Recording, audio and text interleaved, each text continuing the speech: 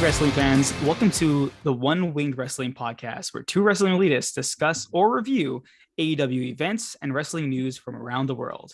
At One Wing Wrestling, our motto is, we go where the elite go. I'm your host, Krishna and joining me today is Mr. Bill Cutbush. Bill, how's it going? It's going. And as you may all know by now, what we do here on One Winged Wrestling is we provide our thoughts and expectations for Dynamite tonight, what we hope for, what we think might be good or bad, a bit of a preview, talk about maybe our potential match of the night. Then we're going to watch the show with the rest of you, and we'll return here. It'll be like we never left, but we went and watched the show to see if those expectations that we talked about were met, were they exceeded. And most importantly, we discover if anything in the show was able to reach that all-important Omega level. And until he returns, I'm always going to ask, can a show without Kenny Omega ever reach that Omega level? Right. Or perhaps a show without Kenny Omega, CM And the Punk, elite. Adam Cole, Bryan Danielson. Yeah. Well, let's get into that. Let's start with our segment, keeping up with the elites. Yes. Right off the top, there updates on Kenny on his return. Zero updates. It's more and more likely that Dave Meltzer reported on that correctly, and Kenny may not be coming back till the fall. But we have our fingers crossed, and right now it kind of seems with all of the injuries, AEW might need a little win here. So why don't we get into that, Bill? Yeah, the rest of the injuries too. So Kenny's out, and we continue to just hang our heads and wait. But we got terrible news on Rampage last Friday. CM Punk came out. He has an injury. He has broken his foot, which apparently happened on Dynamite on June 2nd. He requires surgery. There's currently no timetable for his return. But rather than relinquish the championship, apparently it was Tony Khan that convinced him to hang on to it, and they would run an interim championship, which we're going to be talking about the opening stages of that tonight. But a real quick rundown. We're getting a battle royal to open tonight's show. The winner's going to the main event of tonight's Dynamite. Jon Moxley will face that winner, and he will be one half then. Whoever wins that match will be one half of a match at Forbidden Door to compete for the AEW Interim World Championship. On June 12th, just a few days from now, at the NJPW Dominion event, Hiroshi Tanahashi will be facing Hiroki Goto for the chance to go to Forbidden Door and compete for the AEW Interim World Championship. And that will happen on June 26th. So it'll be either Tanahashi and Goto versus either Moxley or the Battle Royal winner for the Interim Championship. Interesting. Yeah, that's that. Do you want to go through the other ones, or do you want Oh, no, go ahead. Yeah, okay. Yeah. Cool. Yeah, this is an interesting match. I actually didn't even realize that the tournament was happening today. Like I didn't even know that it was happening on this card. So I don't even know. Again, I don't even know who's in the tournament. It could be anyone at this point. Haven't heard much about MJF and the status of what's happened, like the shoot versus reality. Pretty much everyone playing up that it's saying it's a shoot, but there have been reports also that even if it was a shoot, WB execs who were there weren't very happy with some of the things that were brought up. But anyways, that's besides the point. This is interesting because I think depending who wins tonight's battle royale, it's going to be kind of weird. It's like they were saying the reason why Mox got the pass because he was an interim what's called. He was the champ. Then he got, I think, then he had to relinquish the title because obviously, he went away to get help. So they're kind of giving him that opportunity to kind of get back into it. But my thing is, if someone else wins this tournament and then beats Moxley, then I'm more leaning towards Tanahashi winning the interim title. I see him actually winning the belt. And then when Punk gets back, you still have the Tanahashi versus Punk storyline going, right? So I'm very curious to see who comes out. Like if it's a nobody that like, can you imagine if it's a nobody winning the tournament and then going to face Moxley? You're like, okay, Moxley's gonna win this. But if it's somebody else, I'm very curious who could possibly come out of this, right? Because Hangman Page is fighting tonight already, and I don't know who else is in this match. So this is a very interesting storyline put together really quick, and I'm intrigued. I'm very intrigued. You and me both. Imagine if Kyle O'Reilly comes out of that. Yeah. I would love to Yeah. see Kyle O'Reilly versus Hiroshi Tanahashi. That would be a great match. Yeah, I'm intrigued too. I'm interested to see who's in the battle royal. Mhm. It's leading off the show. We'll get to that in a few minutes, but it's leading off the show. And yeah, I also think Tanahashi will come out of the Tanahashi Goto match. I'll be watching that Dominion Mhm. event very carefully over the weekend to see what happens there, the news from it anyway. If I get a chance, I might check it out. Yeah, it'll be interesting to see what happens. So Mhm. I'm sad Mhm. that Punk's gone because he's like one of my top guys too after Kenny Omega, and they're handling his injury in a way that makes it interesting because I Mhm. still think ultimately at the end of the day we're going to get Tanahashi versus CM Punk, and that's going to be great.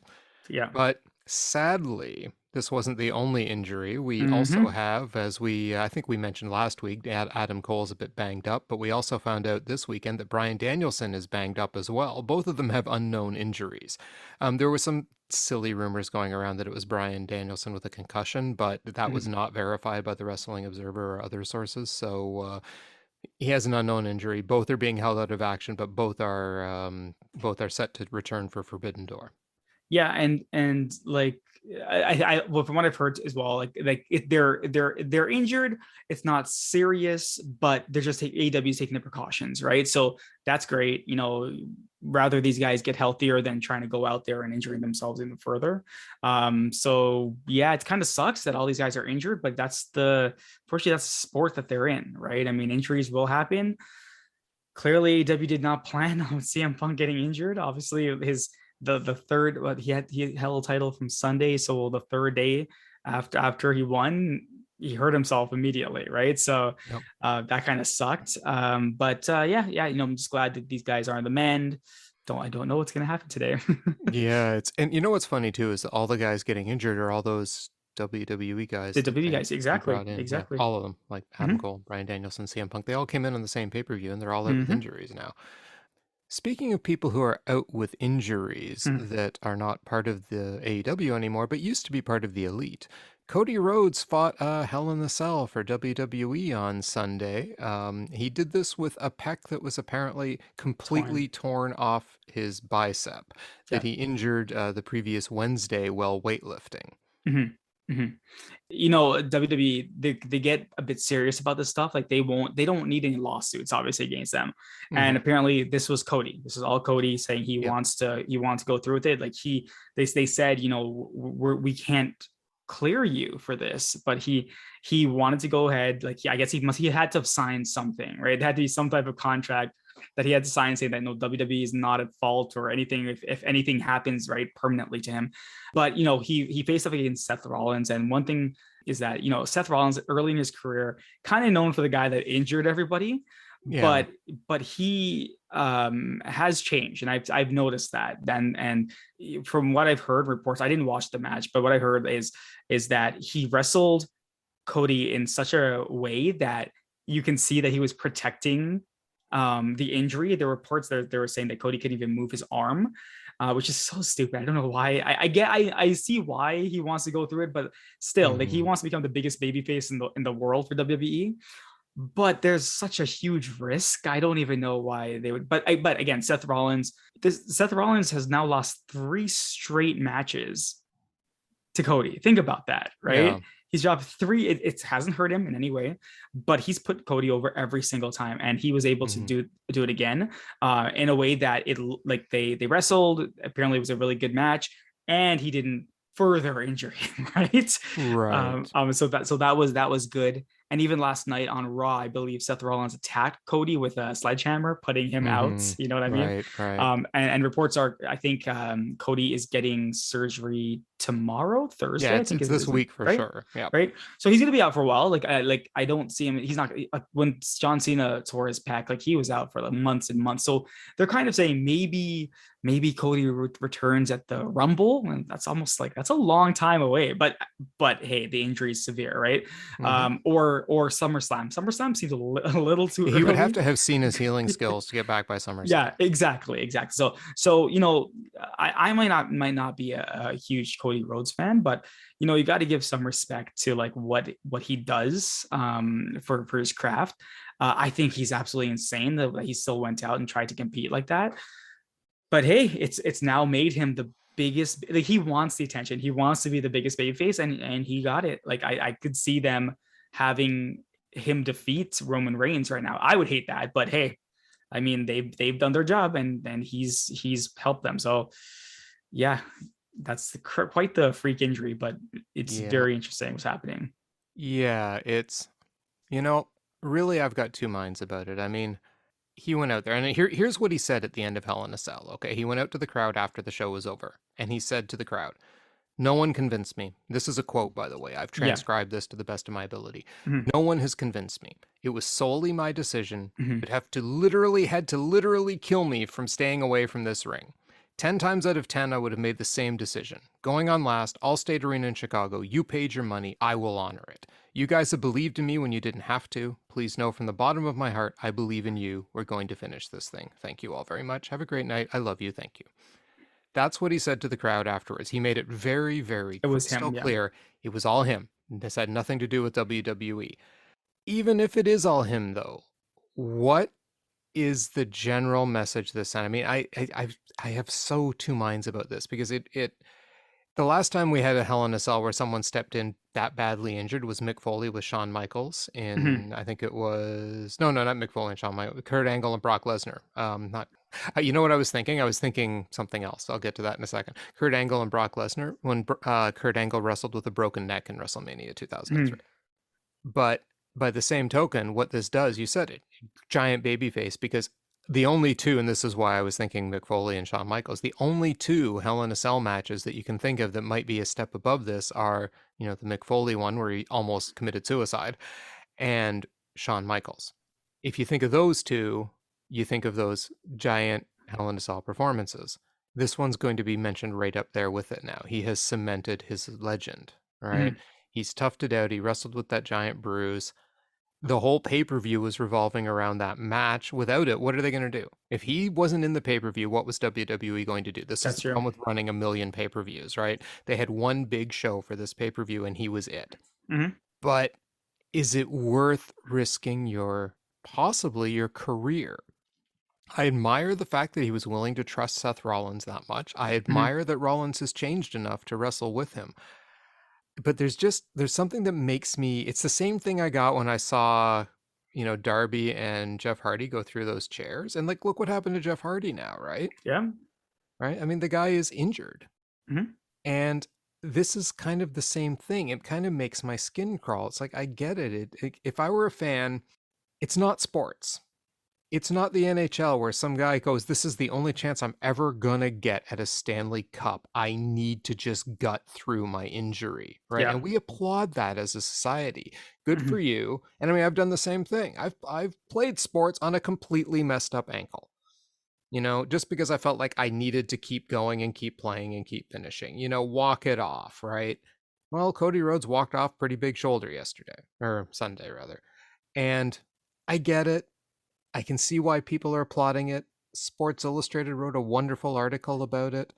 There's just something in me, though, that goes, was it really necessary? Mm-hmm. Did Is it he worth have it? to do it? Was it Yep. worth it? And I'll bet you money Cody Rhodes is going to say to us, it was Yes. 100% worth it. And if it's worth it to him, though, but what's the precedent he sets for other wrestlers? Ones that are not Cody Rhodes, ones that do not have a WWE stage. Where's the cutoff line for where you say, my injury's too severe for me to compete tonight? Mm-hmm. Right? Because we saw what happened to CM Punk in the WWE. Right? We've seen Kenny gut through a million injuries, and now Mm-hmm. look how long he's been out. Right? And he Yeah. may never be the same again. Yeah. I mean, there's a mentality where you just work injured. And I don't know. I get it. It's part of the culture, but is it necessary? And I don't have an answer to that question because I go both ways on this question. I don't know. But the whole thing, I just found it kind of unsettling and concerning. And I don't know what else to say about it, to be honest. Yeah. Yeah. It's weird. It's a weird situation. I know the fans loved it, but you're right. Where do you draw the line? And as an employer, you are responsible. Yeah, who cares if they say, yeah, I'm still going on.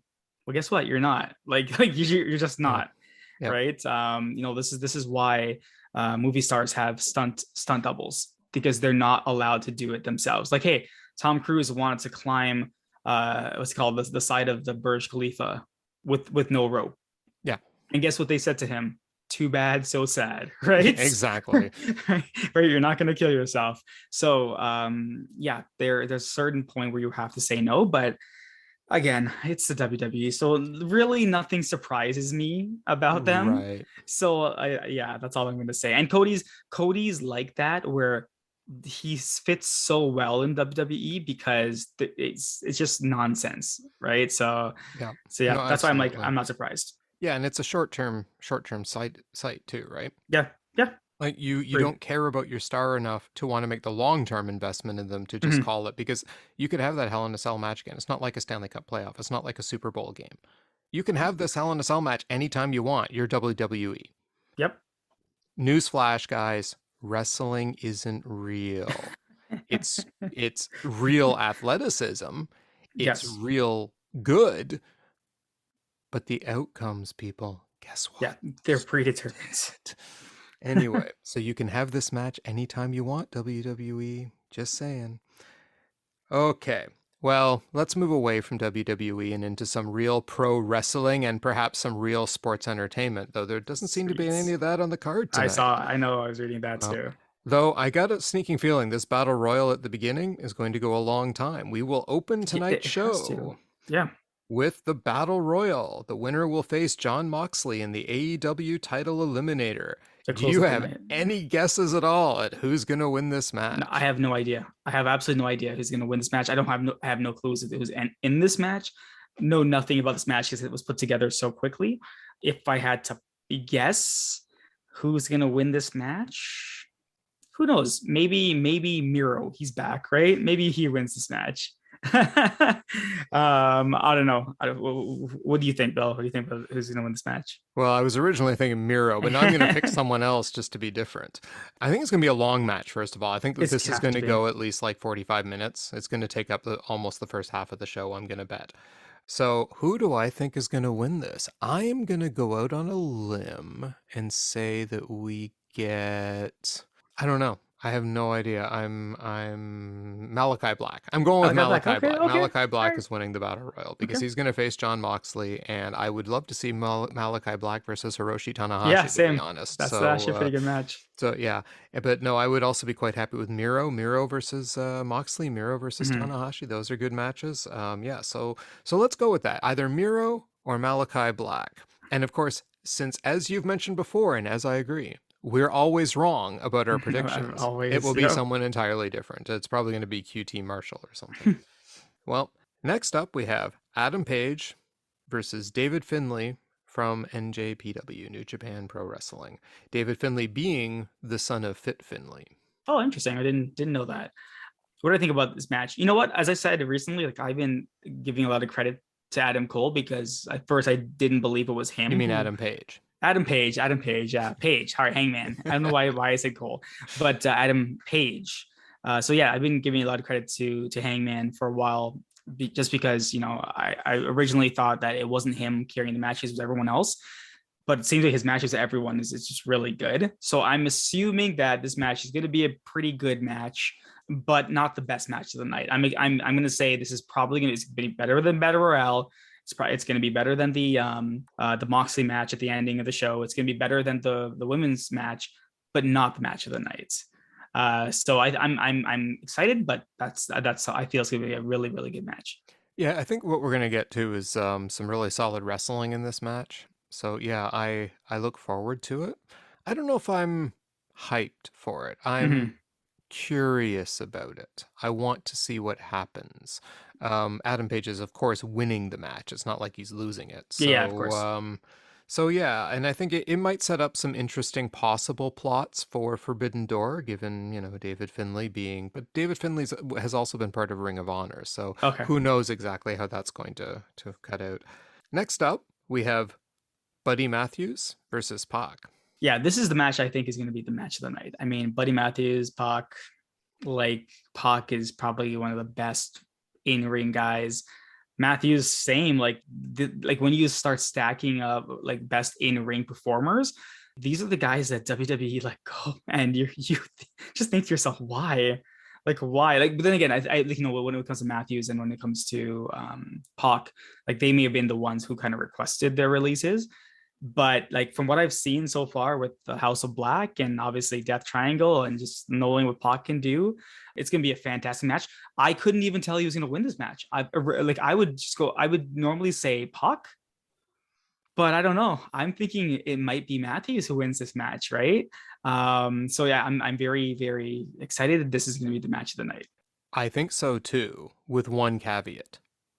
If there's too many shenanigans Mm, between Death Triangle and House of Black, then that could take away from it becoming a match of the night. Though I'm not sure what else. Maybe the Battle Royal will be match of the night. You never know, right? that's true. Um, Yeah, right. so the well, I mean, it's not a WWE Battle Royal. That's I'm true. sure there'll be some really good stuff. But Pac versus Buddy Mathews, yeah, this is going to be phenomenal. Two amazing wrestlers in the ring. Mhm. Yeah, I can't see this being anything but amazing. I mean, I don't think we're gonna quite come to the level. I'm assuming you saw that Young Bucks Lucha Brothers match I on did. I Rampage. did. That was better than anything on the pay-per-view. Yeah. Yeah. That was absolutely phenomenal. That was exactly the kind of wrestling that I absolutely love. I don't know if this is going to quite make that level, but that was a fun. That's probably the best match Rampage has had. It was Yeah, insanely easily, good. easily. Yeah. I'm not sure why they left it on Rampage. I could easily bump something off of Dynamite. But yeah, I Yeah. sometimes can't explain why Tony Khan does what he does. So obviously I'll leave those No. at. I mean, the Young Bucks and Lucha Brothers, that's money there, They're man. amazing. Anyway, yeah. Anyway, so yeah, Matt back to Mathews versus Pac. Sorry, I get distracted easily by the Young Bucks. So Mathews versus Pac. Yeah, I think Pac's going to win this. I think it's going to be incredibly close, and I think it's going to be the match of the night. Okay. That leads us on to our 9:30 slot. Late announcement, we think Thunder Rosa will be wrestling against Marina Shafir. thank you, Marina Shafir. Yeah. Thunder Rosa is going to win it. From the last showing with Marina Shafir versus Jade Cargill, I didn't understand the huge hype behind it. So I'm still awaiting to see how well Marina Shafir actually does in the ring with someone like a Thunder Rosa. So this match, if Thunder Rosa is in it, it's going to be good. But I don't think, again, it's not going to be match of the night. It might beat out the battle royale. It might beat out maybe the Moxley match, but I guess we'll see. We'll see, right? You never know. You never know. This ain't beating anything. This is going to be the worst match on the card. I am not convinced that Thunder Rosa can carry someone else in a match. Okay. She's good, but I'm not convinced she can carry someone else. There's just something about her that's missing a little bit for me. She's very good, though, don't get me wrong. Marina Shafir is not very good. Not good. Exactly. Well, So this match has the potential for, I mean, this is going to be match of the night in terms of potential botches, mhm. potential mix-ups, potential bad timing. So yeah, I look forward to seeing this to see if they can outdo my incredibly low expectations for this Fair match. enough. If they Fair even pull enough. off a decent match, I'll be like, good job. Good job, girls. Fair Good enough. job. Yep. And then, once that's done at about 9:40, we'll probably move on to the Battle Royal. Not the Battle Royal, the main event. Another Battle Royal. No, the main event. Jon Moxley versus either Miro or Malachi Black. Malachi Black. I don't know. Like I don't know who. Like I feel it really depends who comes out. It comes out of this battle royale. Because it kind of sucks that let's say someone comes out and they just get crushed by Moxley. I'm like it's just seems unfair, right? Mm-hmm. That they have to wrestle the hour or two before, so it's just like, they have to wrestle. Like if they had said, "Oh, the winner of the battle royale will face Moxley next week," I'd be like, "Okay, that's kind of fair, right?" But here they just kind of throwing the person to. So it's going to be weird if Moxley loses this match, right? Because he has everything going Yeah. for him. But yeah, I'm interested. I think it's going to be a good match, depending who it is. But I have no idea. I don't know what's going to happen. Like I don't even know. Like is MJF even in discussion at this point? I honestly don't think so. I think that, yeah, the MJF situation is so weird. And you know what's Yeah, funny? I'm already kind of over it.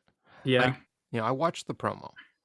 I didn't get to see it live with the rest of you, and I just wasn't that blown away by it. I was watching it going, I've seen this before. This feels like a rerun to me. The content intrigues me, but it felt like a rerun. So I'm like, okay, that's fine. It was really good. I mean, the man can talk, Mhm. but it's really weird. I know everyone else is all on board this. I'm just kind of like, MJF, I don't really care what you're doing right now. I don't really care what happens to you right now. I just kind of want to watch good wrestling. And this is too much drama, and I just want good wrestling. Yeah, But anyway, yeah, Moxley's winning this match. Because if he loses this match, like you said, it's going to be very weird. it's The gonna other be guy odd. I already don't. wrestled. Yeah, Moxley's going to go on to face Tanahashi at Forbidden Door, and I still think Tanahashi's winning. yeah, So which he yeah, should. yes. So that's our card tonight. Where it's a little bit up in the air because we have this battle royal that's a real mystery to us. And Really strange. It's really, really weird. I don't know. yeah, Like and is I it? nothing's making sense right now. So yeah, as AEW is pivoting. I understand what they're doing, but man, it's so odd. Yeah, I know all the great people injured and that kind of thing. It's yeah, and like I said, the MJF scenario. I might not be all in on it or anything, but I'm still intrigued as to what's going to Mhm. happen. I still think even with the Warner Brothers execs ordering his stuff purged, Yeah, I heard. it's Yeah, a work, people. yeah. It's a work. They want to do this so long that even like the most cynical diehard wrestling fan goes, maybe it's not a work. No, people, I'm not going to change what I'm saying. This is a work. It always has been a work. It will continue to be a work. You will see.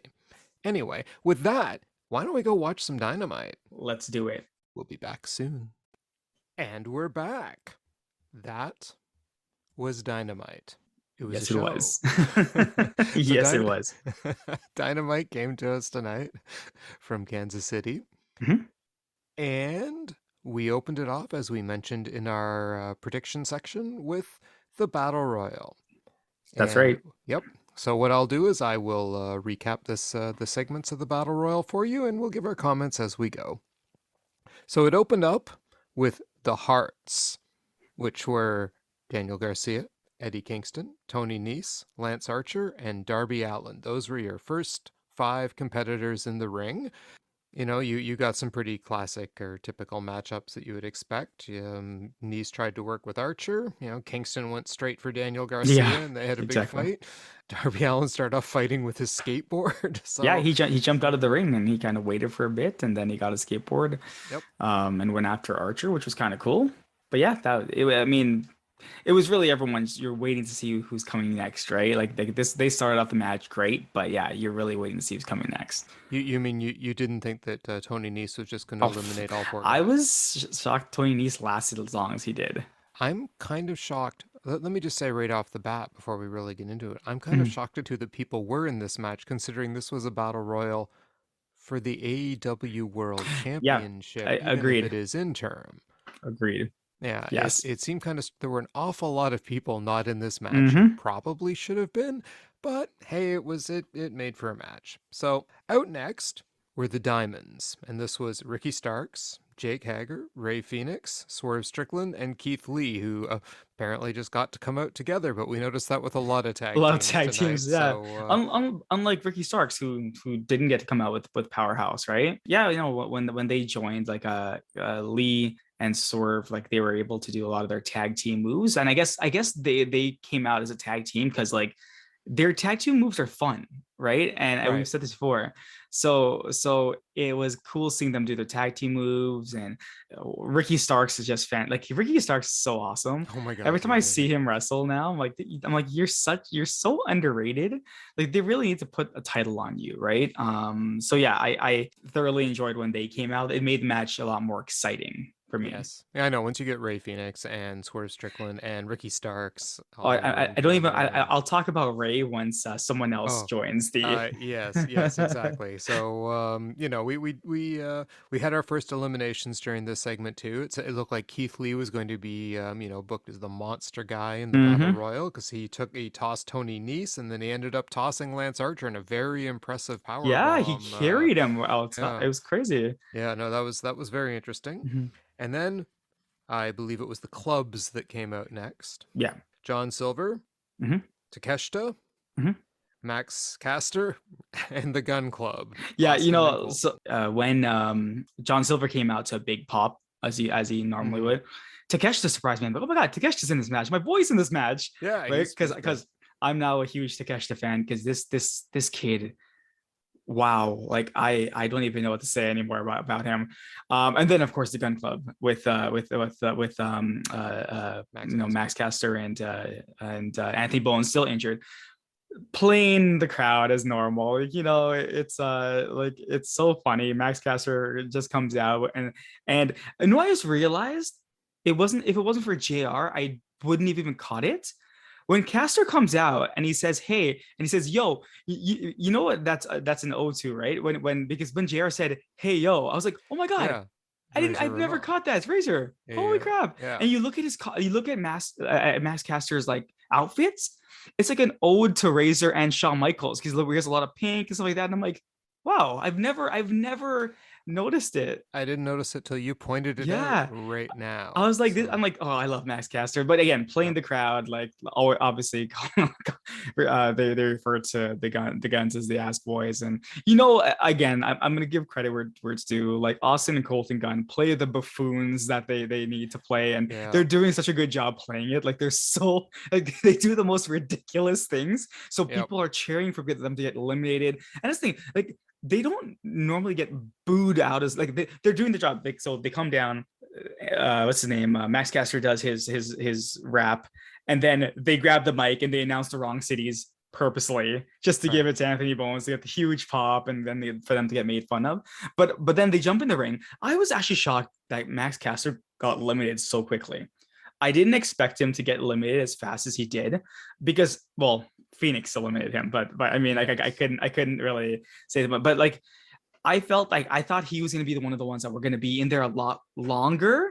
But what I feel when Phoenix joined, I'm like, man, this guy has such great tag team and singles matches that it almost feels like he's wasted. That's very Phoenix. When he's Mm. in such a huge like battle royale until a certain someone came out, right? Yeah, and even before that, Yeah, he was one of the highlights yeah. just kicking around. It's like you can't keep Ray Phoenix No, down. The guy, no. even in amongst this giant crowd of people, you're still like, oh, there's Ray Phoenix. Oh, There's there's Ray, Phoenix. because Yeah. he's doing stuff, right? Okay, Max Caster, I gotta mention his rap too because the line that got the loudest boo though in the whole thing was the "You're going to choke like Patrick Like Patrick Mahomes," of Mahomes. course. Yeah. Yeah, yeah, especially since apparently the offensive line was sitting there in the crowd. Well, So that's the weird part, right? Because Caster comes out, he normally insults everyone in the ring and insults the city. But Anthony Bones hypes up the city. So they're like, wait a minute, what the hell, guys? well, it's But the hey, same thing with the it Gun Club. The works. Gun Club's Yeah. their friends, and they make fun Yeah. of them in the rap, Yeah, right? exactly. So I like the attempt of Swerve there to eliminate. Did you see the pose off during the commercial break between John Silver and Swerve Strickland when they were Yes, both yes. doing the pose? Then he grabs him by the beard and tries to throw It's him a over the thorn. Yeah, you guys, ropes. and he pulls him. Yeah, yeah, yeah. Yeah, that was pretty great. That was my favorite part during the commercial break. But there were no eliminations until the next group came out. I mean, there was a lot of people in the ring at this point. We had Yeah, two yeah. eliminations and they're full ring. So next out were the Spades, and this was the last suit to come out. You had Powerhouse Hobbs, Bobby Fish, Kyle O'Reilly, Dante Martin, and a returning from the New Japan tournament, Wheeler Wheeler Yuta. Yuta, who got a huge Oh pop, yeah, I was so right? happy to see him. Yeah. Yeah. I obviously was happy to see Mr. Dante Martin run down. And Mm-hmm. he runs down, the camera barely even catches it, but he jumps up, and I swear he jumped onto the ropes. And I was like, what the hell just happened there? Right. So I'm like, this guy is so good. And then him and Phoenix just went at it, and you're like, these two just they need a fight forever chant. That's what they need, right? Because they're doing so many things. You're like, okay, if you jump at the rope, someone can just kick you off. Like, guys, stop it. Just stop doing this, right? Mm-hmm. But yeah, no. Well, obviously, when this last suit entered, this is where things kind of picked up, and this is where like the eliminations started like hardcore. I don't know if it's anything you else you want to say about the suit.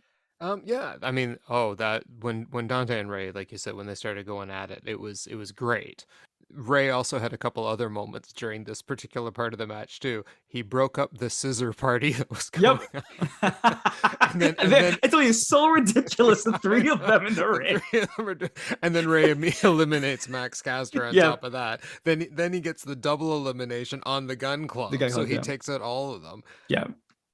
And or I'm sorry, he doesn't. He did the. I'm sorry, he didn't eliminate all He the Gun did Club. he He did does the double cutter on the Gun Club, and then yeah. Lee eliminated the Yeah, Gun Club. Keith Lee. Yeah, I mean, it's because he does that move where he jumps on the rope because Max Caster was sitting on top of the top rope and he jumped up and kicked him in the head, and I'm like, oh no, Max, yeah, right? exactly. And then you're right, he does a double cutter. Keith Lee eliminates the Gun Club, and Swerve comes over to celebrate. Yes. And then eliminates Keith Lee, and they're like, "Oh, he got swerved." Oh, and I loved the look on Swerve Strickland's face. That kind of like, I gotcha, grin. Sorry, dude. And he's like, oh, right? Yeah, and then he looks at the championship like he's like, "Come on, it's the championship. Yeah. What'd you expect?" Right. But and the weird part is when Swerve eliminated Darby, the camera barely caught it, right? Because Darby was running towards him, and then he kind of just uses the momentum to throw him over. Again, eliminated, but then and the same smile, like he's looking at Darby going, "Yeah, we were working together. What's your point?" Then they announced the Joker, who I forgot about. Who I totally forgot about because he's been away getting married, right? Yep. Andrade El Idolo. When he came out, is so stacked. Yeah, when he came out, I was like, "How did I forget Andrade?" Even though I had picked Miro, who didn't even show up this episode of Dynamite. He's busy getting ready for something else, but we'll talk about that. Oh, okay. Yeah, he just when Andrade came out, I was like, "Yes, Andrade." I'm like, "Here's my pick for the winner of this match now." And then the match actually came. Andrade is so good. My God, like him and Ray going at it. He's just going after everything. He's such a good wrestler. I keep forgetting that he's like a luchador wrestler, but he's so much bigger than they are, right? And he's so good. Like I thought he was gonna win this. I really did think he was gonna win this match. Yeah, I thought he had a solid chance to win the match. Once he came out, I'm like, oh, there's the dark horse coming out to the ring. Forgot about him. Don't ever forget about Andrade. Exactly. His showing in this match was great. He had so many good moments against lots of guys. We'll get to some of those in a bit. But for now, I'll note a couple people didn't show up at all. We both said at the beginning, Miro or Malachi Black. Guess who wasn't in the Battle Royale? Miro and Malachi Black. So yeah, we had power. But it's funny that you forgot that. I think at the beginning, when we were talking about the Battle Royale before we made our full predictions, you said, "Oh, maybe Kyle O'Reilly will win it." And guess what happened, right? That's true. That's a good point. I should start listening to my first instinct, right? Yeah. So Powerhouse Hobbs eliminates John Silver. And then we have Wheeler Yuta eliminating Jake Hager. Yeah. And Eddie Kingston gets eliminated shortly thereafter. So it was Kingston. Yeah, it was Hager who eliminated Kingston. Okay, so Yuta went over. So and I had it backwards. I didn't actually see Kingston's elimination. No, because him and Garcia were fighting on the side of the ring, and they went somewhere else, and then they're both on the ground. So you're like, what the heck just happened there? Right. And then Keshta was eliminated by Hobbs and Starks. Yeah. I think no. He eliminated some people, and I'm trying to forget. Yeah. No, he didn't. You're right. No, he didn't. No, you're right. It was working on eliminated them, and then he got eliminated by Hobbs and Starks. And then Dante Martin eliminated himself going after Hobbs and Starks when he pulled the rope down, but he basically just jumped over the top rope. He did. He jumped over the top rope. Exactly. Yeah, right. Then Ray Phoenix eliminated Starks. Yes. Now there's a lot more room in the ring, and this is where we got down, I think, to the final 7. And this is where I thought the match kind of picked up a little. And we had Darby Allin eliminate Bobby Fish. We had Swerve eliminate Darby Allin. And he does as we mentioned earlier. Andrade then eliminated Swerve. Yep. And then we're down to 4. Right, except right around this point, almost down to 4. We still have 5 because we have Hobbs in the ring, and this is the point where Tony Schiavone goes, Hobbs is the favorite because of his size. Oh, yes. I'm pretty sure Vince McMahon was in his ear. Come on, you got to promote that Hobbs guy. Yeah, but they Ray and Andrade, they had that amazing segment, and then Hobbs ruined it, but Yuta eliminated Hobbs right after it. So that got rid of Hobbs and left us with the final 4. Kyle O'Reilly, Andrade El Idolo, Wheeler Yuta, and Ray Phoenix. Like, if you wanted a dream final 4... I just love how Kyle O'Reilly goes over to Andrade and is like, we should team up against them. and then they do team up against them. Yeah, it almost turned into like a tornado tag for a Yeah, little while. yeah, So what did you think of this Final Four? I liked it. I thought at this point I was like, oh man, it's gonna be Andrade. He's gonna come. Like this is it, right? But then something back in my head is like, okay, but then do you want Andrade to lose to Moxley? Because everyone in that ring that I saw was like, okay, Wheeler Yuta is not beating Moxley because they're like, oh, maybe he'll fight his Blackpool Combat brother tonight. No, he's not doing it. Ray Phoenix, no, he's not doing it. Ray Phoenix has tag team things he needs to do, right? So then it was either Kyle O'Reilly or what's his face, Andrade. And part of me was like, I want Andrade to win, but I'm like, I don't think Andrade's gonna lose to Mox because Andrade's lost quite a bit of matches, right? So I'm like, he doesn't need to lose. And it wasn't until after we know who wins had his little speech about how many matches he's been. I'm like, holy crap! I didn't even realize that. This kind of makes sense. But yeah, no, this was a great Final Four. I thought the way it ended and with everything, I thought it was great to see Kyle O'Reilly win. I was a little shocked, but not too shocked. And I thought, great. Once he won, I'm like, oh no. He's going to get crushed by Mox later, but we'll talk about that match when we get into it. We'll talk about that match later. Yeah. A shout out to Andrade for the coolest low blow I've ever seen in a wrestling match. Okay. Ray jumped up and I thought, did they mess up that move? And then they're like, oh my God, Andrade just delivered the low blow. I'm like, he delivered it in the air? He delivered the low blow in the air to Ray Phoenix. I was like, that is the greatest low blow I've ever seen in my life. And then he tossed him. I'm like, yeah, of course he's getting tossed because the poor guy's going to be holding his crotch for a month, right? Oh. Yeah, that was great. But then that gave the opportunity for, Wheeler Yuta and Kyle O'Reilly to eliminate Andrade. And as we said, that exchange between O'Reilly and Yuta at the end, great stuff. Agreed. So this didn't go as long as I had predicted it would. It only went about the first half hour of the show. So because there's a lot of things that were going to happen in the show. A lot for a match that, for a show that had very little announced ahead of time. Yeah, it's like, wow, a lot happened on this show. Yep. So immediately following this up, we got the Jon Moxley promo. Yeah. So what did you think of the Jon Moxley promo? His moment 3 years in the making. 3 years in the making. I liked it. It's just normal Mox at this point, right? Like this is who him and Kingston are just two guys. We'll talk about Kingston later. Are just two guys where sometimes you're like, do these two know the wrestling is fake kind of thing, right? No, they don't. And so yeah, I liked it. I liked his promo. I'm like, it's getting hype, but all I'm thinking in my head is, oh, Moxley, he's just gonna beat up the guy at the end of the show. So I know he's been after Tanahashi for 3 years. So that's where he's going. And the minute he did this promo, 3 years in the making, this is 3 years of blood. I'm like, yeah, even if I thought Kyle O'Reilly had a small chance to come out on top, this promo killed it. So all I wrote down was, Kyle is dead. Yep. Then we go for commercial and we come back to an announcement.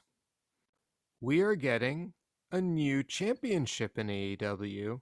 The All Atlantic Championship. Yeah. And that, because it's funny when the match for Pock versus what's his name?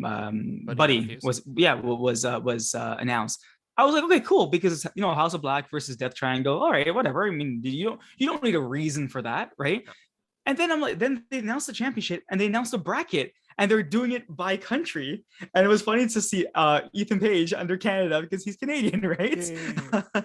But yeah, they had obviously, apparently, did you hear when they announced that in Britain, AEW is the top wrestling promotion there? I was That's like, wow. Amazing. Yeah, and they won't lie about that. That's accurate. Nope. So I was like, That's fantastic. I would never have called that. Seeing how like WWE even has their own like WWE UK, right? So, or whatever the heck it's called, like NXT. I don't know. At this point, I don't know. But yeah, I thought this was, it's a new belt. It's different, right? Maybe this is their intercontinental belts that they're. Isn't that the TNT championship? listen. At this point, we're just gonna announce belts. This is what we're gonna do. We're gonna have a belt for every person in AEW. Okay, Oh, yeah. So that way, every match is a championship match. everyone's a Right. winner, Bill. Yeah. Everyone's a winner. We've said it. This roster is Oh, so stacked. Hey, if this roster is stacked, we may as well announce more belts. People have yep. reasons to fight. That means you're right. Every wrestling match will be a championship match That's for right. something. But if we have the All Atlantic Championship, are we gonna have the All Pacific Championship I was next? like, what? Yeah, I thought about that. I'm like, this is interesting. I don't know. And can Americans and Canadians compete in both? Ooh, Right? Isn't that kind of unfair to English wrestlers? it's all good. It's all good. It's AEW's belt. They can do whatever they want with it. That's a very good point. But Yeah. So this yeah, is what Miro's doing now, right? Because he's now in the brackets for that yeah, championship. yeah. Yeah. So that's the thing, right? I'm like, okay, that's interesting. It's an interesting bracket, but yeah, I wouldn't mind seeing Miro with that belt. Again, I wouldn't mind seeing Miro with any belt. So Yes. I'm kind of like I'm in. Yeah. So yeah. So I'm good for this belt, and this is what kind of introduced the next match, right? Right. And yeah, it was. And the next match was Buddy Mathews versus Pock in what is now the first elimination match of the All The Atlantic tournaments. Championship tournament. Yeah. I would say, as I said earlier, I had called this as the match of the night. This match didn't disappoint. As I said, these two guys, like I hope Vince McMahon is watching this and he's seeing what he let go. Vince These isn't guys, like, watching this. Vince yeah, doesn't watch his own product. that's true. These guys, I'm like, every time Pac throws a hit, it looks painful. It looks like he's hurting the other person. The counters, the flips, like some of the things I'm like, at one point, Pac jumps onto the top rope and Buddy kind of puts his head between the ropes. And I was like, is his head stuck? Is that what's happening right now? That poison rana, that move, Oh my it God. always gets me because I'm like, how do you fake this move? Like Kenny does it a lot. Like he does it, he jumps back and does it. Mhm. When Pac did it, I was like, wait, what is he doing right now? When he kind of like jumped backwards onto Murphy, got him, and was sitting on his shoulder, and then didn't do the flip. I was like, oh, that poison rana. Oh my God, it's so cool. I really love this match. I thought it was fantastic as usual, as I expected. I think I said earlier that I wouldn't be shocked if Mathews won, but obviously Pac winning is a plus as well. Like that 450 splash, like John Morrison or Johnny Elite or whatever you're calling yourself these days. Take a look at what this guy can do and notice how he hits all of his moves he does, right? Yes. That 450, oh my God. Perfect. He didn't hit his knees. Like his knees didn't hit any part of his body. Perfect rotation, perfection, right? And I always say like I watch Mathews and I'm like, this guy and Kenny are gonna fight one day, and who's gonna win in the battle of the knees, Bill? I don't know who's gonna win. that explosive knee, that near V trigger he's got, it just gets up and just nails Pac. It's perfect. It's crazy. It's perfect. Yeah. These guys are so awesome, and this is what we come for, right? This match was fantastic, and I was happy at the end. A little exchange, the Death Triangle came out to celebrate, and then the Blackpool Combat Club, the House of Black. So much the use of black here. Black too. Black and he uses the black arrow. Yes, it's confusing. They came out and they kind of gave a little odd look to Mathews, but that's cool. They're the heels, whatever. But I did like to stare down between Malachi and Pac, and I'm like, oh my God, please make this happen. Right. Make this happen. And how good does Julia Hart look now in her new She does so much better. So much better. So much better. She's getting wasted with the Varsity Blondes. Yep.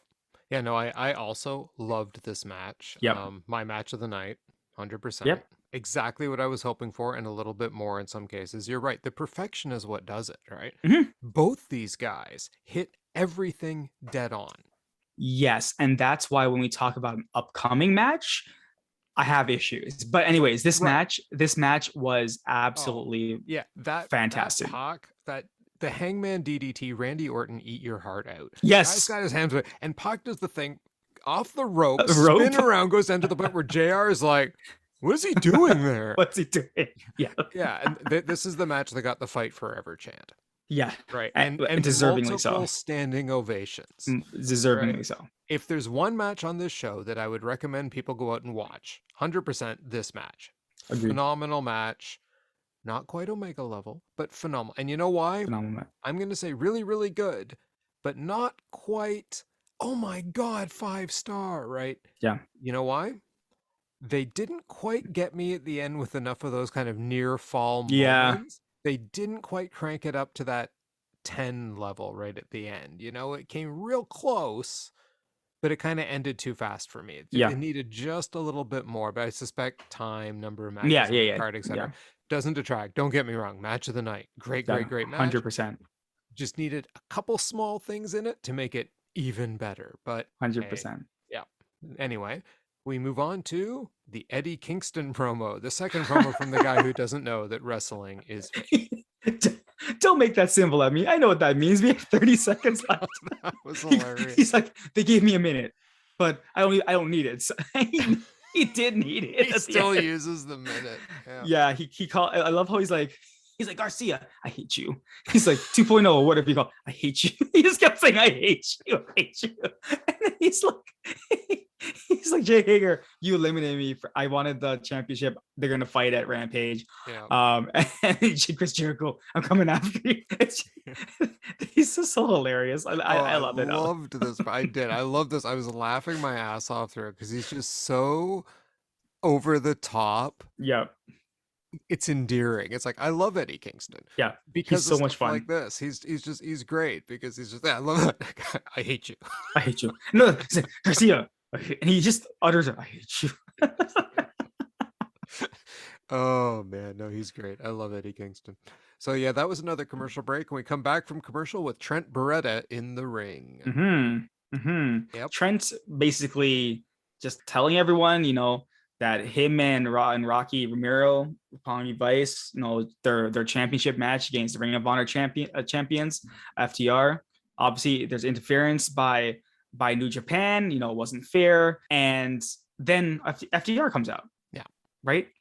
FTR kind of, and FTR is right. They said don't blame us for that. You need to blame the guys from New Japan. Like he's like, if you have a problem, go after, who was it? It was Great O'Con and Jeff Cobb.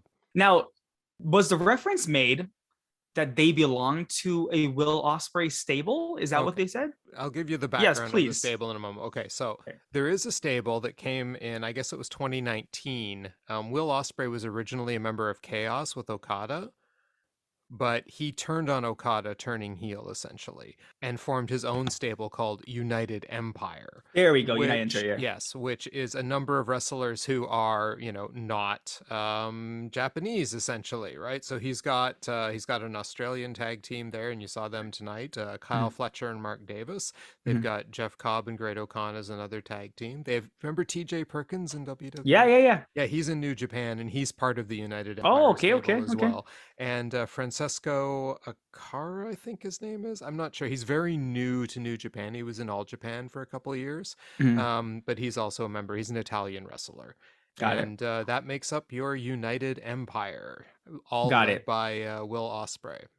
Yeah, and they call it out. Like FTR calls it out, and he refers to them as like Will Ospreay and his bitches, yes. Right? And then music hits, and I'm like, what the hell? Like, who's music? I don't know the music, obviously. But I was like, no way. And Will Ospreay walks out, and the crowd, I love how they focus on the crowd, and they're like, no, like everyone, the audience losing their mind, right? And he walks out, and he does like a little, like a signal to them, and then his crew, they run in from behind and just beat the crap out of all of them. Then Will Ospreay gets to the ring. He helps beat them down, and he does like hit one of his moves where he kind of like hits the guy with a running like elbow almost. But I think the challenge is now out, right? Will Ospreay at the Forbidden Door is open. Well, they're fighting on Rampage. Are they fighting on Rampage? They're fighting on. Oh, Rampage. I must admit. Oh my god! Of course, because when Excalibur inhales and exhales, you know, you might miss that, but I'm pretty sure I heard that they're fighting on Rampage Oh this week. man, So Will Osprey is making his debut on AEW yes. on Yeah, Rampage. the minute that music hit, man. Oh my god, I was like, you have got to be kidding me. They actually brought Will Ospreay. I was expecting more of his peeps, but no, we actually got Will Ospreay. Will Yeah, Osprey, and you know what I love about the AW crowds? Will Ospreay walks out, that music hits, and the crowd they goes go nuts. nuts. They Yeah, they went nuts. know who it Who? is, Yeah, right? You do the same thing at like Hell in a Cell, and you're probably getting insert cricket noise here, yeah. but just phenomenal. Comes out. I'm Hype, just hype moment one of the night. oh yeah, absolutely. And I'm like, wait a second. Yep. Are we going to get like Will Ospreay and maybe even TJ Perkins versus FTR at because oh my the one thing that, you know, TJ Perkins for all of his really bad promos in WWE, the guy can wrestle Yeah. like crazy. And him and Will Ospreay as a tag team, I think they call themselves Swords of Essence or something like that. I mean, they're in Japan, right? So Yeah. yeah, so I mean that would be great. I would also happily take Aussie Open versus FTR at Forbidden Door. That would also be phenomenal. But And that's the weird part because technically you have Trent and his partner for Roppongi Vice, mhm. and you have FDR. Yep. So you're kind of like, are they all gonna do a 4-way They absolutely could. I mean, you know, or United 8-man Empire tag? has enough guys for a four-way with them, Yeah. right? So yeah, that's possible too, and I'd be okay with that too, because AEW does those big multi-man matches really well, and so does New Japan most of the time. So Yeah. I think we'd still end up with a phenomenal match, putting all those guys in, and we'd get a lot of good matchups with Will Ospreay. So Yeah. I mean, I think he is AEW getting has learned a little bit maybe that we shouldn't have a 10-hour pay-per-view. God, I hope so. So I'm thinking they want to get as many guys in from each company to showcase them. So we're probably gonna get a lot of tag team matches in here. That is the New Japan way. When Yeah. they're doing the G1 tournament, they got their G1 matches, and everyone else is competing in these giant multi-man matches to give them a Mm. bit of a break and still allow them to get showcased on various events, right? Okay. So, Okay. yep. So that takes us then to another promo. We have the Undisputed Elite standing across from William Regal in another promo previewing the main event tonight. Yeah, so basically Regal kind of saying, "I'm sorry, you have to go up against John tonight, and good luck," and kind of thing. And then O'Reilly just kind of saying, "Hey, I've beaten Jungle Boy." I'm like, "Oh yeah, I forgot about that." He's like, "I've beaten Ray Phoenix. I've beaten Darby Allin." I'm like, "Holy crap, this guy really is on a roll, Yep. right?" And the thing is, he beat all of them fairly. Yes. He didn't cheat or anything like that. He didn't have any outside help. He beat them fair and square. So I'm like, oh my goodness, like, okay, you know what? Kyle O'Reilly, I'm all in at this point. Yeah, I wrote down, yep. Think about your wife and friends. That was pretty Yeah. funny. Yeah, think about your wife. And friends. I like when William Regal goes into dark mode. It's pretty great. You know, and hey, Kyle's response was good. Like, he named all those matches, sounded like he had it going. And I just wrote down again, Kyle's still dead. So, yeah. Then we got Dave Finlay, Fit Finlay's son. Hangman. Yes, Yep. versus Hangman Adam Page with Adam Cole on Adam Cole commentary. on your Because commentary. they still find a way to get Adam Cole's entrance, or at least part of it, into the show. Yeah. And I think it's obviously for the setup at the ending, but this match, as I said, once again, like I think Hangman delivers great matches, and I'm putting it on Hangman now, not the other wrestlers. Like this Finna guy, he was pretty good. He was pretty good. I just think the way Hangman sold that injury, he could barely use his legs. Like even when he hit the buckshot, you kind of thought, wait, he's going for the buckshot. Can he hit it after he's like falling down? He does his little kip up and he could barely stand on the knee. Yeah. At one point Finlay was about to. I thought he was going to put either the Texas Cloverleaf or the sharpshooter. I'm like, oh no, don't try the sharpshooter. No. But great match, like hard hitting. Yep. Like it actually had mat wrestling on it as well.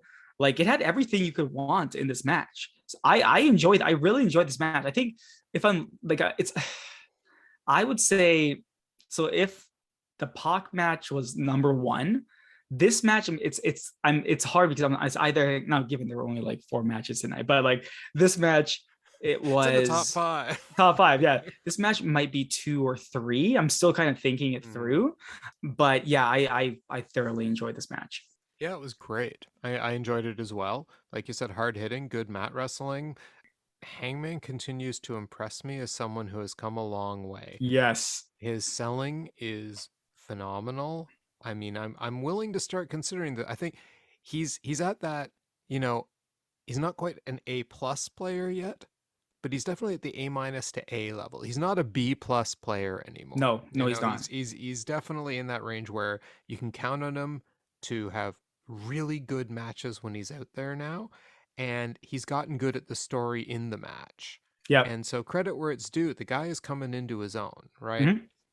So yeah, I thought the match was good. I mean, you knew he was going to win. There's no way in Yeah, heck of he was course. losing this because they've already told the "oh my god, he can't win anymore" story. They're not going to tell Yeah. it again. So Yeah. anyway, and then he had then he grabbed the mic after the match and cut a little promo. He's he's really like, you know what, he is actually one of those people who you forget they're actually pretty good at cutting promos.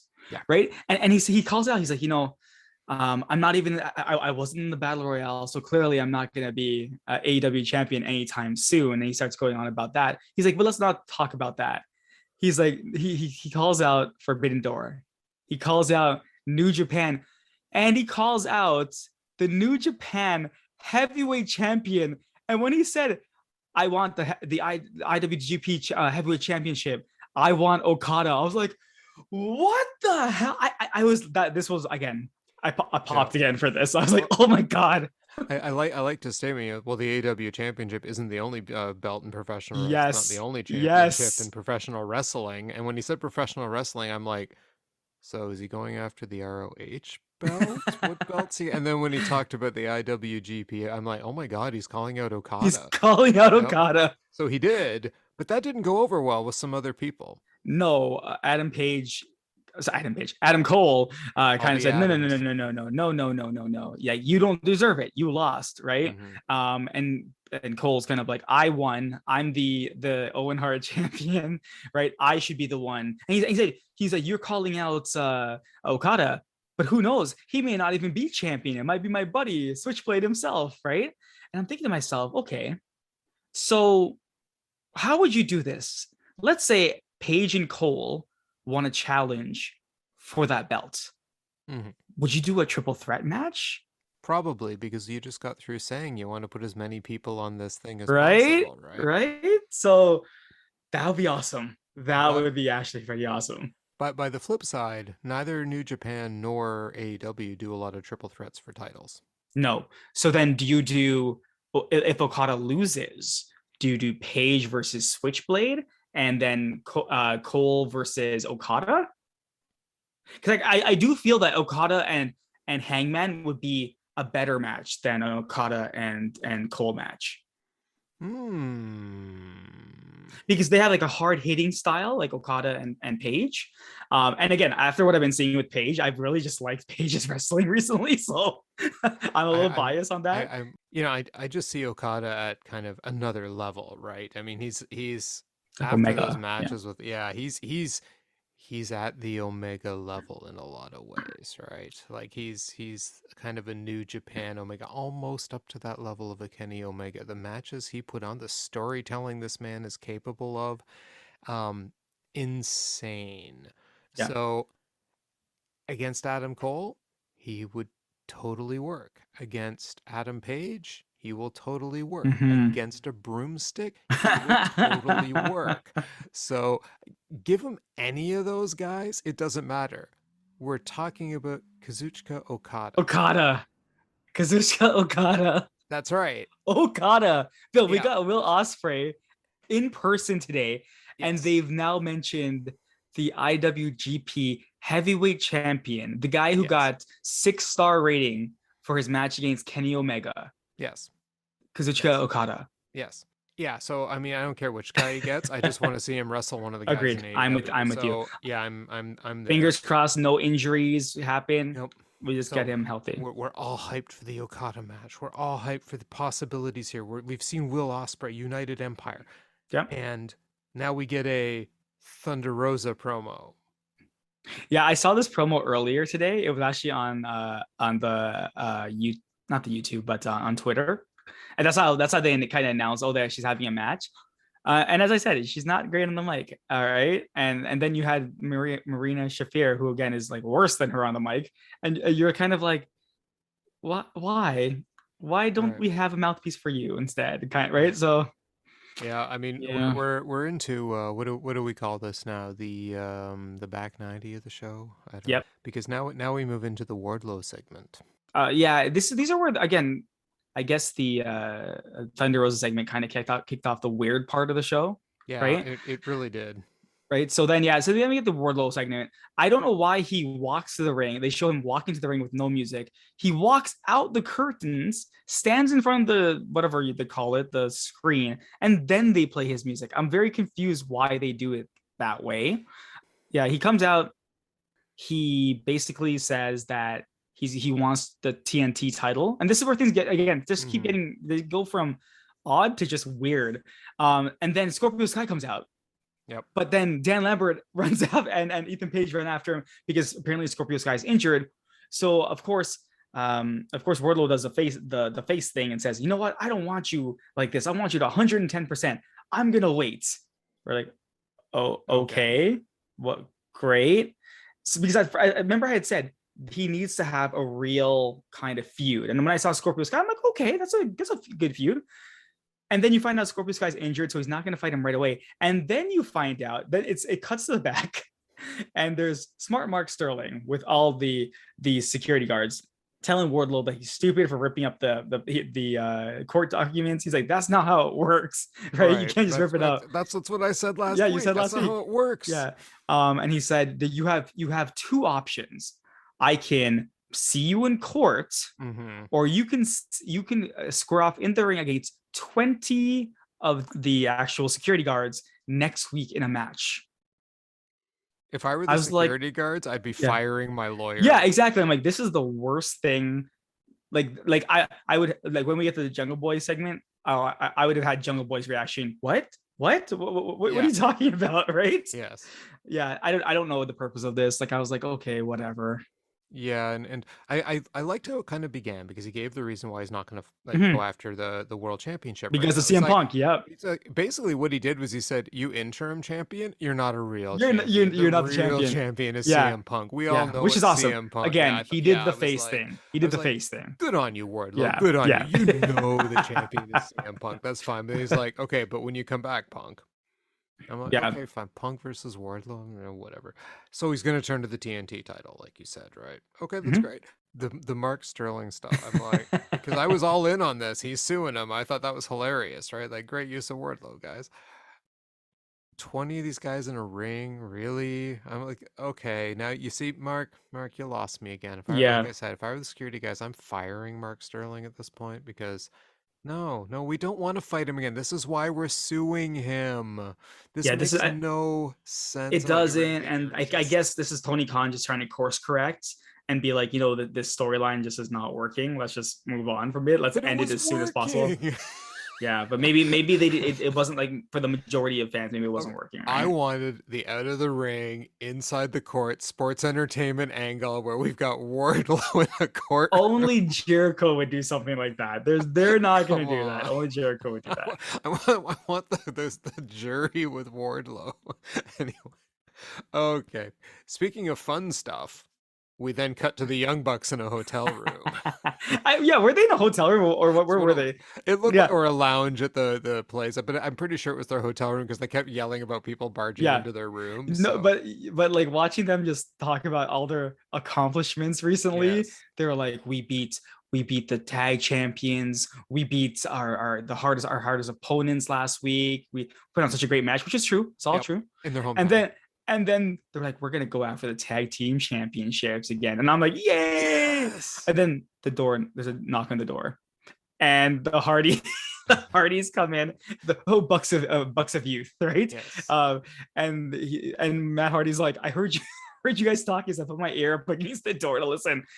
He goes, I thought you guys were bashing us, but it ended up. He's like, I like this. You want to go up against the top talent here. This is what we wanted. It's like, but one thing, we beat you guys at the last pay-per-view kind of thing, so we think we should deserve it.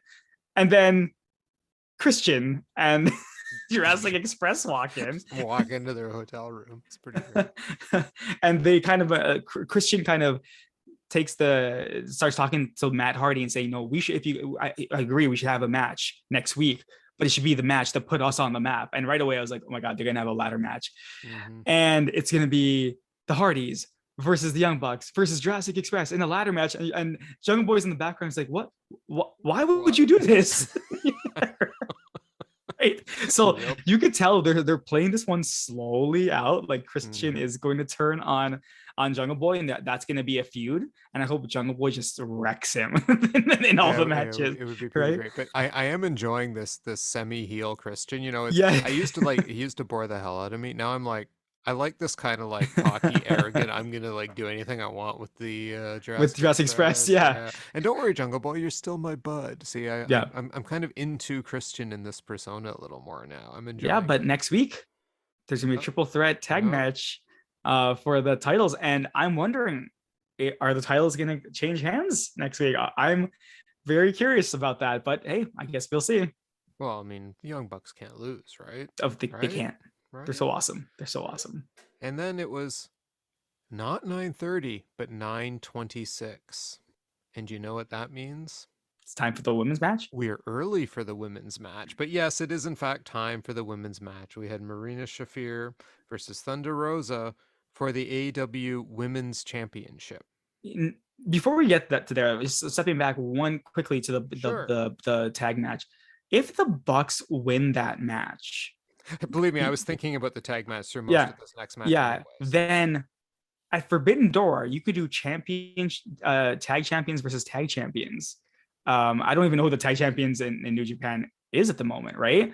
But I'm like, maybe they take on their top tag. Is it because yeah, you know what? It's fun watching Jungle Boy and Luchasaurus have the tag titles, but they're not the Young Bucks. They can't be pushed as far as the Young Bucks, right? So So yeah, that's my quick thought on that. But to the Marina Shafir and Thunder Rosa match, yes, Jim Ross said he said it looks sloppy, but it's not, and he tried to correct it. But I was like, this match is sloppy, and all I could think about was Pock versus Mathews, right? And I'm like, that match was perfect. We mentioned it. Every move pulled off with perfection. Yes. What the hell was this match? What did I watch? I was like, they were trying to do moves and they were messing it up. They were trying to like do counters, and you could see where, like, remember how when Britt had fought Toni Storm, at the ending, like Toni forgot to like roll up her legs so Britt can catch it. Stuff. That was happening throughout this entire match. Yes, it was. And I'm like, this is embarrassing. Even at the ending, when Thunder Rosa won, and then Marina Shafir attacks her and tries to put her in that hold, she put it on the wrong way the first time, and then had to flip herself over and correct it. I'm like, what is going on right now? And that should have been basic, because you're putting on a submission hold. As an MMA, you should know this. person, Yeah, you should know this stuff, and you didn't, which I can only attribute to continued nerves in front of a live crowd. And again, I would just like to point out, I said, Thunder Rosa is not the kind of person that can carry someone like her through a match. Thunder Rosa may be good, but she needs someone else good across from her in the ring. Yep. Marina and you're Shafir right. Is not good. Yep. And this match was a train wreck. It was garbage. It was trash. Yeah. For all the good women's, I remember last week we were just going on and on and on about how fantastic that match was. Yeah. Fantastic it was. This one was the exact opposite of that. So you might as well just go back and think about the Young Bucks versus the Hardys versus Jurassic Express in a ladder match, because thinking about that is far more entertaining than actually watching this particular wrestling match. We've given enough time to that trash because there's a promo coming up. Oh, yeah. As we continue the only part that was good up to the main event, once you hit the Rosa and Shafir promo a while back, the only good part of the whole thing was the Young Bucks in their hotel room. Yep. Because next we got the Baddies promo. Yeah, I went to the washroom during this part, and I came back and I'm like, well, I didn't even know what was happening. but Yeah. I was so lazy I didn't even rewind it. I'm like, I don't care. I really Well, don't care. okay, I'm going to recap it for you. Okay, Sure. you ready? Yeah. They said some stuff, and Stokely still is very. Ugh. The guy Yeah. is mad. Why is this guy touted as a great manager? He's not. He just talks. You know who's better than him? Swerve Strickland. You know who's better He than him? is. Serve is Keith better. Lee is better on Yeah. the mic than this guy. Okay, like I would much rather listen. Okay, you know who should be a manager? Eddie Cool. Kingston, because his promos as a manager would be hilarious. This Stokely guy, he is boring. Give me MVP. Can we steal MVP? Yeah. That guy makes a Agreed. great manager. Yeah. Agreed. Like any of the, but this Stokely guy is like, He oh sucks. look, well, He he sucks. sucks as much as the three people he's managing. I Yeah. cannot Yeah. stand this group, Yeah. right? The It's like, baddies. well, yeah, and even their name is dumb, right? I mean, it's the kind of girls you'd expect hanging out in the high school cafeteria making fun of people. It's like a version of the Mean Girls or something. It's just, Basically, that's what yeah, it's yeah, playing no, on. Yeah. it's the Mean Girls, and I don't care. Yeah. You know, they're very whatever. So I don't care. And then Excalibur inhaled, and he exhaled a million matches, including the fact that we're getting Road Rager next week. Yeah. I knew that was coming. I knew that was Yep. coming. Like what next Wednesday's Road Rager? Yes. Yes, we are. We're getting AEW Road Rager and a whole bunch of matches, which I couldn't possibly have kept up to write down. So we will have those for you later next week. Next week. Yep. So now we turn to the main event. We've got Kyle O'Reilly, Mr. I've already gone through a grueling battle royal tonight, versus the fresh Jon Moxley. Winner will go on to face the winner of the Dominion match at Forbidden Door for the interim AEW championship. Yeah. So this match was either my 2 or 3. I'm still deciding on the Hangman match, right? This match I thought was gonna be a squash match. I'm like, oh great, Moxley's gonna come out. But remember, I said in the when we first did our prediction, I said, maybe it's gonna be a mat wrestling match, and it started off as mat wrestling. Like, but when the problem is that when you go mat wrestling, you see how good Kyle O'Reilly is. You see it immediately. You're like, okay, John, I get it. You're a good wrestler. You're not Kyle O'Reilly level, right? Even you look at the striking. Kyle O'Reilly is a trained professional martial artist, and you can see that when he like locks people up and when he like kicks and punches. And that's what Regal said. His elbows are dangerous, right? I did appreciate the fact that they did let Kyle carry a lot of this match as well, right? Like Kyle O'Reilly, the way I look at it is, if we take a look at Serena Deeb and she's like the female version of Bret Hart, Kyle O'Reilly is very close to being like the male version of Bret Hart, because with the way he wraps the knees around that spin move he does with the knee, where he kind of like does like the dragon screw, right? Screw, yeah. And he does it on the actual ropes. I'm like, that looks painful. He hangs you up and everything like that. They did trick you at certain points, thinking that, oh my god, maybe Kyle O'Reilly, maybe he can pull it off. But at the end of the day, Jon Moxley hits the paradigm shift, pins Kyle O'Reilly, but in a match where it looked like Moxley barely squeaked that win out, right? He barely got it. And I like that, where they, Kyle O'Reilly may have lost, but he's lost nothing. Like this guy, like, I'm glad he's signed a 5-year deal with AEW, because he's so good. He's so goddamn good. He's one of the best wrestlers they've got. When JR said at the beginning of the match, he reminds me a lot of Daniel Bryan, and then he gets called out for calling him Daniel. So, I got that bias, yeah. So, but yeah, that was funny. But it's true though. He is a lot like Bryan Danielson. Mm-hmm. He is so good as a wrestler in the ring, and his ability to sell, his ability to inflict punishment, his ability to transition into some, decent high flying stuff too. It's not like he's totally ground based. He can move. You're not going to confuse him with Rey Fenix, but no, he can move, and he knows how to work a guy over in a way that's just, like, you're right. Bret Hart is a wonderful comparison for him, because he's just so good at wrestling. Like, he's easily top 5 pure wrestlers they've got in AEW, right? Yep. And we've seen so much good work out of this guy in the last few days. Like, he's won me over as even better than I thought he was. Yes, agreed. Right? So, him working over Mox's leg, and like just the kinds of moves and stuff they do, that it was impressive to me, right? They literally just beat the crap Yeah, out they of beat the each crap out of each other, other. Yeah. right? And it was great.